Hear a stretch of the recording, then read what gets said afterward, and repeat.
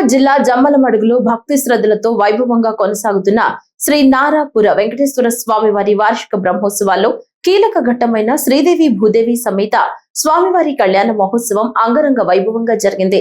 వేద మంత్రోచ్చరణల మధ్య శాస్త్రోక్తంగా నిర్వహించిన ఈ దివ్య కళ్యాణాన్ని తిలకించేందుకు వేలాదిగా భక్తులు తరలివచ్చారు. ఆలయ ప్రాంగణమంతా గోవింద నామస్మరణతో మారుమ్రోగింది.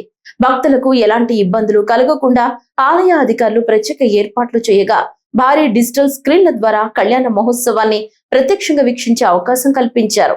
ఈ వేడుకలో ప్రజా ప్రతినిధులు, టీటీడీ అధికారులు పాల్గొని స్వామివారికి ప్రత్యేక పూజలు నిర్వహించారు.